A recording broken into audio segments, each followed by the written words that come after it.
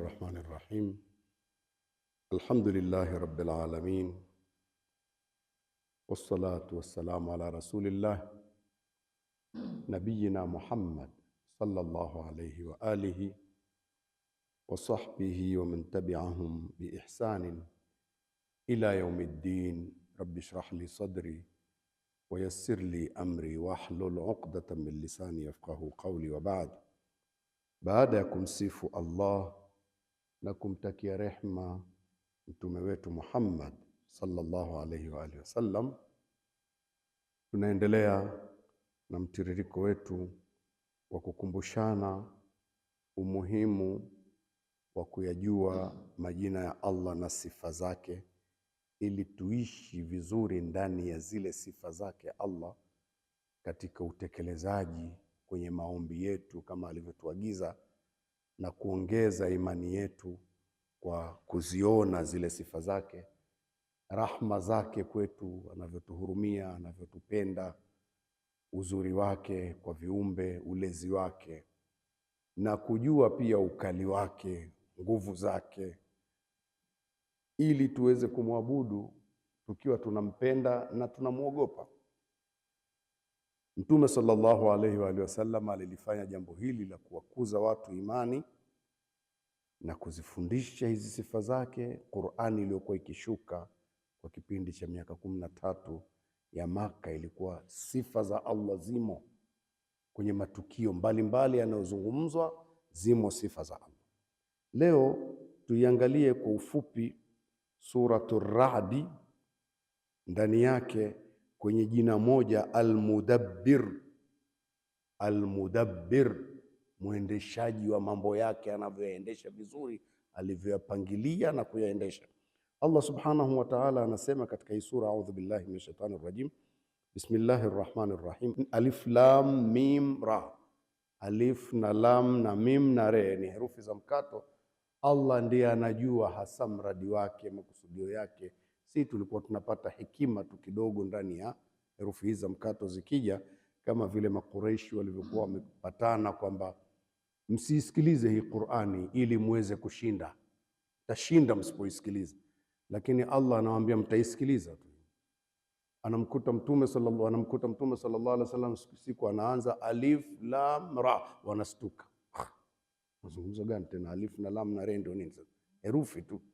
Wakitulia tu wanaambiwa hizo alif lam ra hizo si ndio herufi ambazo nyinyi mnazo katika mazungumzo yenu?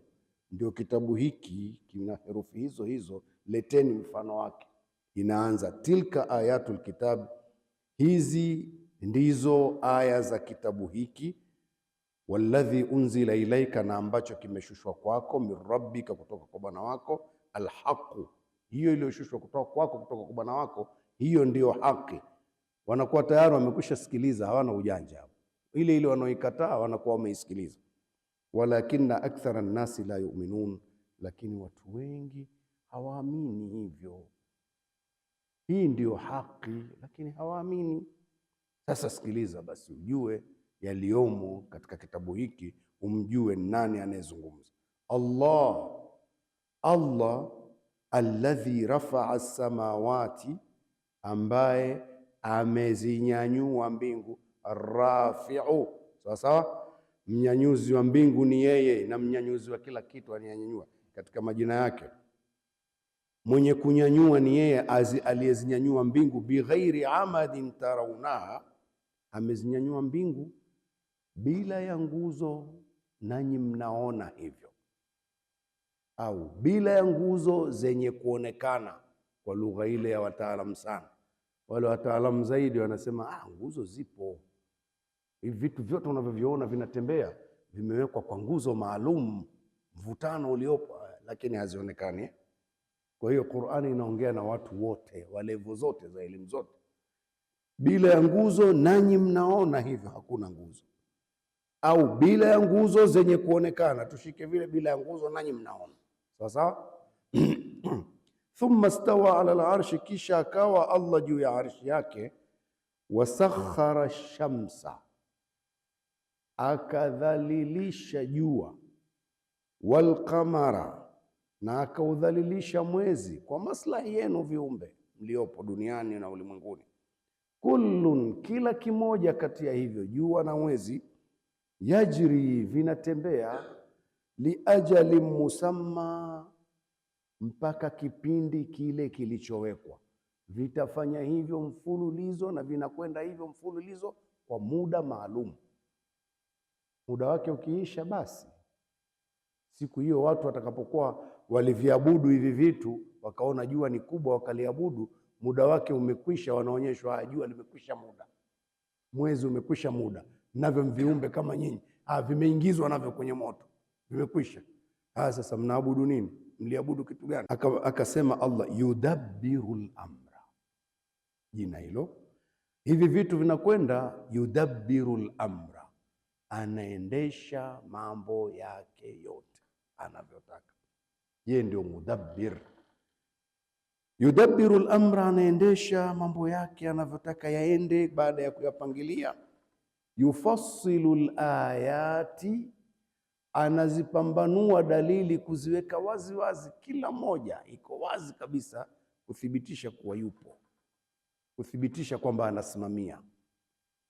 La'allakum, huenda nyinyi kwa kufafanuliwa hizo dalili moja moja, biliqai rabbikum, kukutana na Bwana wenu, tuqinuna, mkawa na yaqini.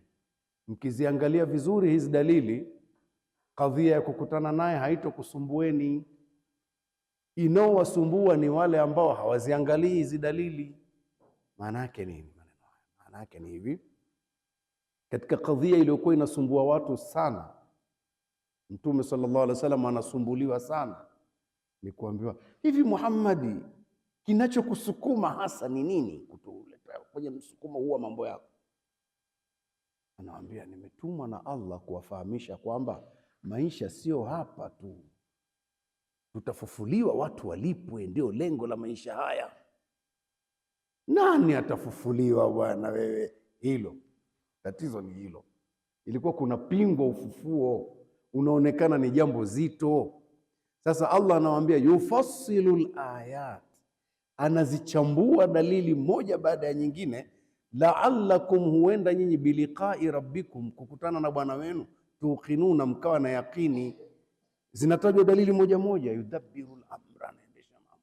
Sakhara shamsa wal qamar, jua na mwezi vinatembea, amevidhalilisha. Yajri liajali musamma, vyote vinatembea mpaka muda maalum. Lau kama mtu akitulia kwa kuelezwa maneno haya, jua linatembea, mwezi unatembea, dunia nayo naambiwa hata yenyewe pia, kullun fi falakin yasbahun, kila kimoja kwenye mzunguko maalum, vinaogelea, vimo safarini, kila kimoja, vyote, kila kimoja unavyoviona angani ni madude dude yanaelea kwa mpango maalum. Inakuwaje? Hata hii dunia tuliokaa, hata hii inazunguka na inaelea na imo kwenye safari, inakimbia tena kwa spidi kubwa. Allah, ndio hivyo Wao walikuwa wanaona swala la kufufuliwa ni gumu, mpaka wakamwambia Mtume sallallahu alaihi wasallam. Mmoja akamwendea kwa jeuri, akamwambia, amechukua mfupa uliokwisha ozaoza, akafika pale akazidi kuuvunja vunja. Muhammad, si mfupa hii, vunja vunja vunja, alafu akafanya vumbi tu, rusha, angalia, man yuhyi al-idhama wa hiya ramim, nani atafufua hii mifupa imeshaka vunjika? Nani atafufua? Yani vumbi kabisa. Majibu yakaja ni mepesi kabisa, mepesi. Akaambiwa, awalam yara al-insan, hivi hakuona mwanadamu huyu mbishani huyu, anna khalaqnahu, kwamba sisi tumemuumba yeye, min nutfa, kutoka kwenye tone. Hakuona hilo? Hakujua habari hii? Tone tu ambalo kama lingeonyeshwa likawekwa hapa, ni kitu cha kuoza tu, si ndio hivi? Maji yale yakingewekwa hapa mezani, nini, vitu chafu fulani, tumemuumba na hii.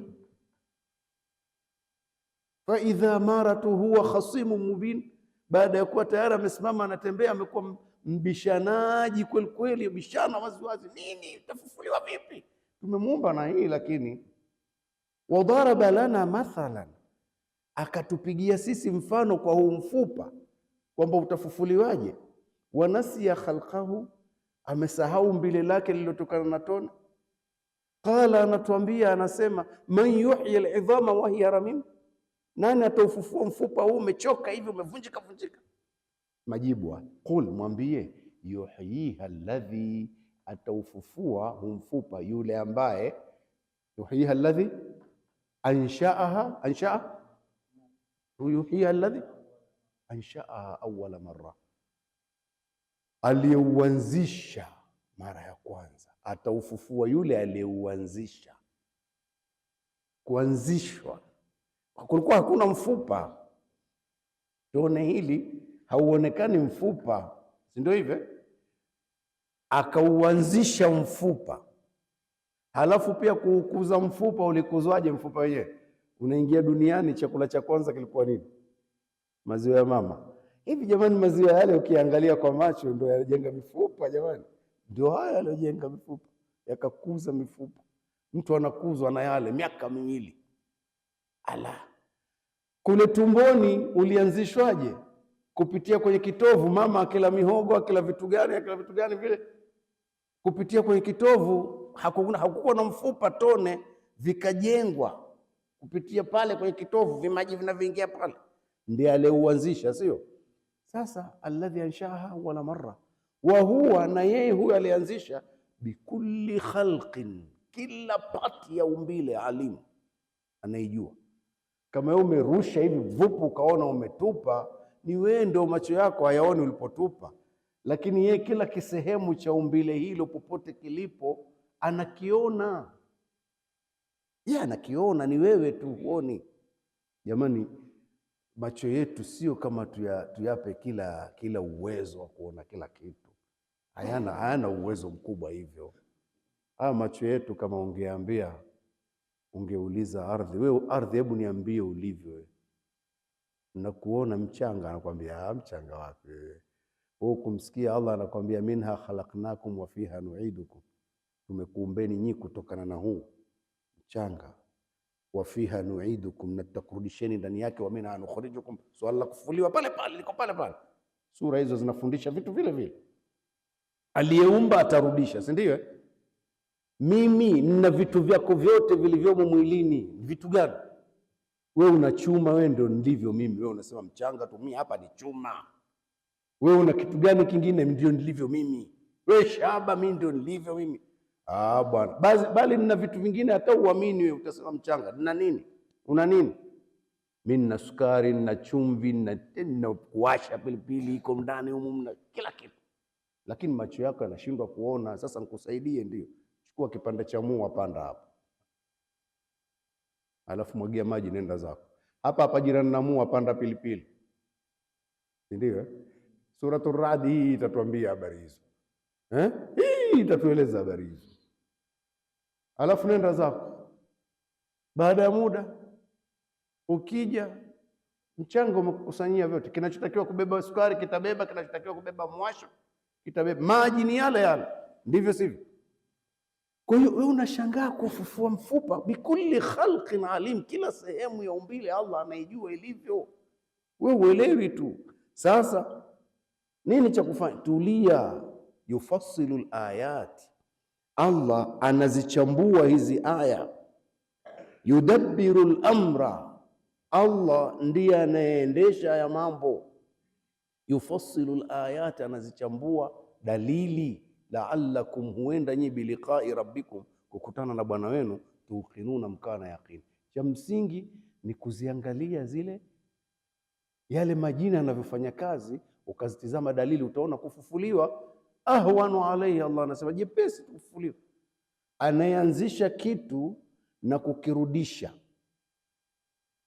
kuanzisha na kurudisha kwa akili za kibinadamu ni kipi kigumu? Kugumu ndio kuanzisha kitu hakipo mpaka ukakitengeneza, alafu ukibomoe kukifunga tena, si ndio kugumu?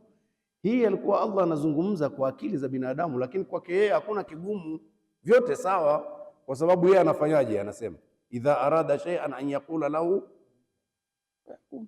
Kwa hiyo akamwambia yule, akamjibu mara moja, anamwambia wa huwa bikulli khalqin alim, kila kitu ambacho amekiumba pati ya umbile lake anajua. Alafu inaendeleaje aya? Awalaysa alladhi khalaqa as-samawati wal arda biqadirin ala an yakhluqa mithlahum, hivi aliumba mbingu na ardhi hakuwa mwenye kuweza kuwaumba watu wadogo wadogo tu? Bala, siweze vipi? Innama amruhu idha arada shay'an, hakika jambo lake yeye akitaka kitu kiwe, ayakula lahu, ni kiasi cha kusema tu kun, kuwa, fayakun, mara moja kimekwisha kuwa, kun, kimekuwa. Tuko pamoja? Kwa hiyo jina mudabbir lipo hapa. Mudabbir, yudabbirul amra, anaendesha mambo yote, ni pamoja na ya kwako. Sasa jina hili ni pamoja na mambo yako na yangu. Shida ni kwamba tunakuwa pengine hatukulijua jina au tunaishi nalo bila ya kutambua tu. Mambo yako yanaendeshwa. Sasa jina hili, ikiwa Allah anakuambia ana majina mazuri, muombeni kwa hayo, si ndio? Likawa liko kwenye kichwa chako hadhir, ya Rabbi anta almudabbir, wewe ndio mwendeshaji. Sakharta ash-shamsa wal qamar, wewe ndio ulidhalilisha jua na mwezi likatembea. Wewe mudabbir, wewe unaiendesha dunia, unaendesha vitu vyote angani na vyote baharini. Jambo langu mimi linalonisumbua, ya Rabbi, na kuomba kwa jina lako hili nifanyie wepesi mambo yangu. Utaona kuna hudhuri nzuri ukiwa yale majina unayajua maana yake. Hata kwenye maombi yako ni mepesi kuomba, unaomba huku ukiwa na yakini unayemuomba unamjua. Ndio hikma ya Allah subhanahu wa ta'ala kuyatangaza haya majina, mpaka akatuambia walillahi alasmaul husna fad'uhu biha. Allah anayo majina matukufu mazuri, muombeni, muiteni, muombeni kwa hayo. Kwa hiyo tunamuita Allah kwa kumsifu na tunamuita Allah kwa kumuomba. Ya Rabbi, kuna wakati unafurahi tu unamsifu ya Allah, ya Karim, unajua unachokisema, ya Rahim. Isiwe mtu anasema umemuita hapo alafu mwambie kitu, namsifu sasa hivi, nimefurahi, si ndio? Nampenda, lakini ya Rahim sasa nataka kumuomba. Mwenye huruma nyingi, ya Rabbi, na kuomba kwa rehema zako, vyote viwili. Kwa hiyo unaweza ukamuita Allah ibada, unamsifu ibada, na unamuita Allah unamuomba. Fad'uhu biha, muiteni kwa majina yake mkiwa mnamwabudu, mnamsifu, na muiteni kwa majina yake muombe. Ndivyo tulivyofundishwa tuwe hivyo. Allah anayo majina mazuri, tumuite. Kwa hiyo tulikuwa tunazungumza jina mudabbir. Insha Allah tutaendelea na aya inayofuata, bado inachambua jina hili mudabbir.